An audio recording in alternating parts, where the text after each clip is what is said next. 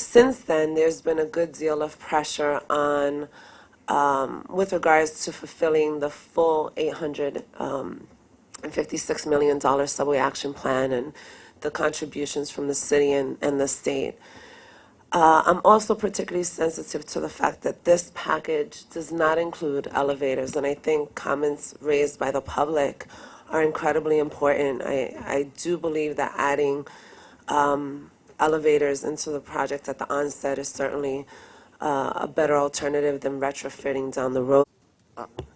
I think it's fair to say that all of us who've sat through months of meetings listening to the rightful desire for more stations to be made accessible all agree with that worthy goal.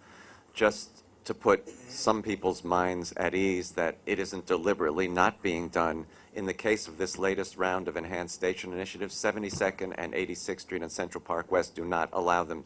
The topography, the geography, and the real estate above, and the fact that they're stacked, do not allow themselves, you know, the room really to do elevators. I'm not speaking about 110th and 163rd and Amsterdam, but every station just doesn't lend itself.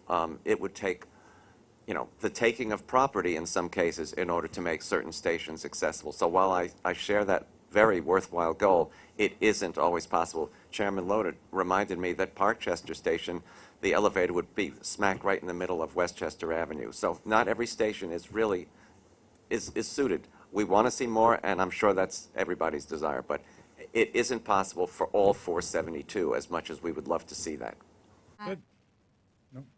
So, Board Member Vanderpool raised the issue today of elevator construction in stations that are being renovated under the Enhanced Station Initiative, and it was said that elevators aren't possible to put into every station. I wonder if the 31 stations that are being enhanced through the ESI initiative have been deemed ones where it's not possible to put in elevators. That's a really good question, and a note that I made to myself during the meeting to look at all of them.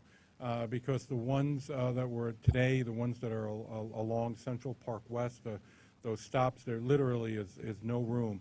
If you ever go to like the 72nd Street stop on Central Park West, the downtown and uptown are on top of each other. They're very, very narrow. There's no room to put an elevator in the way they were constructed 100 years ago.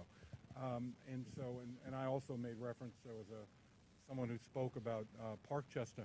I mean, the Parkchester one is one that I've had numerous meetings on 5 years ago, and with elected officials in the Bronx.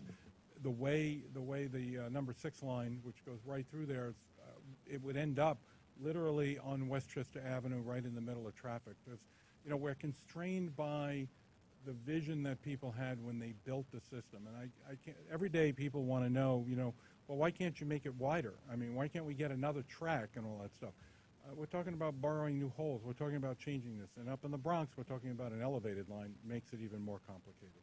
I just wanted to ask about the 30th Avenue and 36th Avenue stations in Astoria where construction began this week. Were those considered at all for elevators? Or I don't know. I'll have to get back to you. Do you know? I don't know the answer.